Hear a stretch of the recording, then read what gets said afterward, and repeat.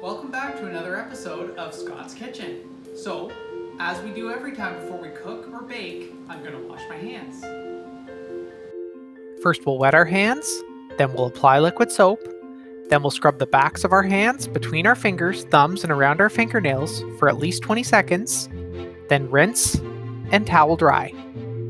So today we're going to bake a loaf of bread, and the ingredients that we need in order to make the bread include 3 cups of all-purpose flour, 1 1/4 teaspoons of salt, 1/4 teaspoon of instant yeast, and 1 3/4 cups of water.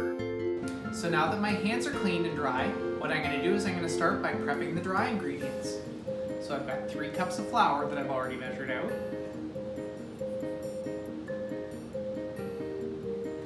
And then I have 1/4 cup of instant yeast.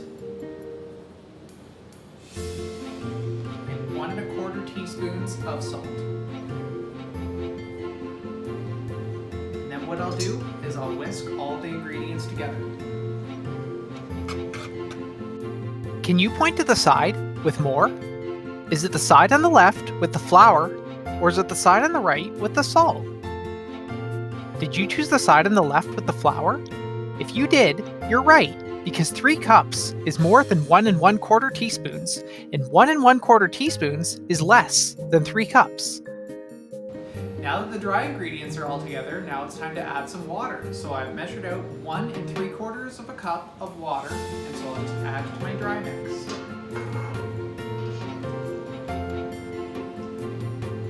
Once that's added in, I'll just mix it all together with a spatula.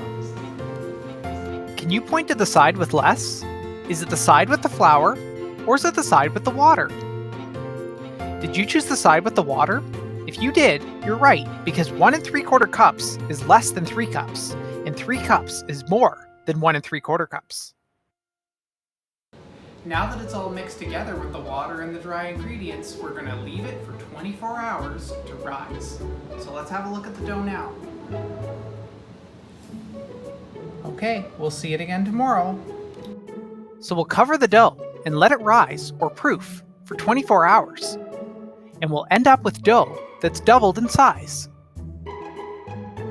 So now the dough has had 24 hours to rise, so it's time for baking. So first what we're going to do is, we're going to take the Dutch oven and we're going to put it into the oven. So it can go up to temperature while the oven goes up to temperature. So I'll set it to 450.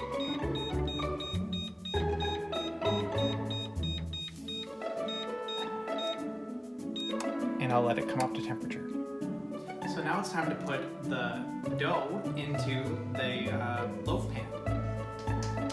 So I'm going to take my dough that I've had rising, and I'm going to slowly and carefully put it into a parchment paper lined loaf pan.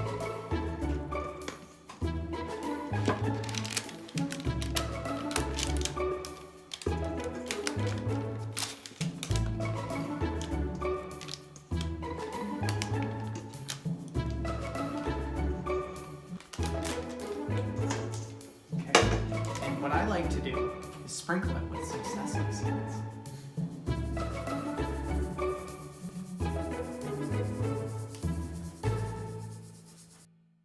So now that the oven's come up to 450, I'm going to take out the Dutch oven. Very carefully, because it's very hot in the oven. I'll take the lid off and put our bread into the Dutch oven. Close it up. Put it back into the oven. And then we'll set the timer for 30 minutes.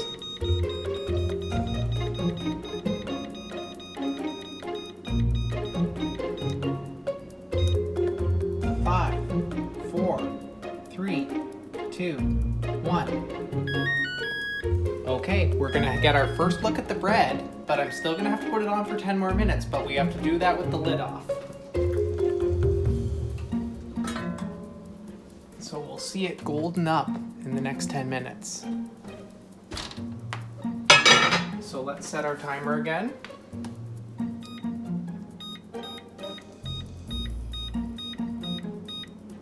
10 minutes. 5, 4, 3, 2, 1. Okay, time to take the Dutch oven out and we'll have a look at our bread.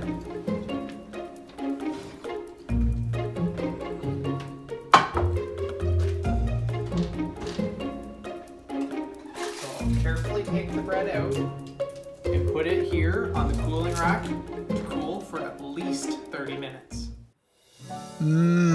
There is nothing quite like fresh baked bread. I love the smell it makes throughout my house, and I love making all sorts of meals with it.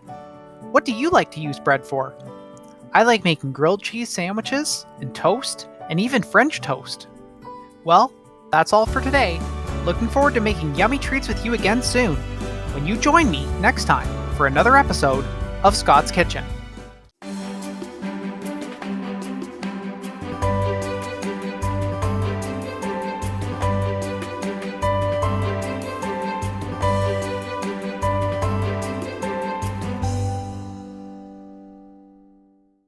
If you enjoyed this video, please like it. If you have a suggestion for a new episode or have any questions, please leave a comment. Feel free to subscribe and be notified of new episodes once they're released, or browse the channel for other episodes to continue baking, cooking, and learning with me. Thanks for watching!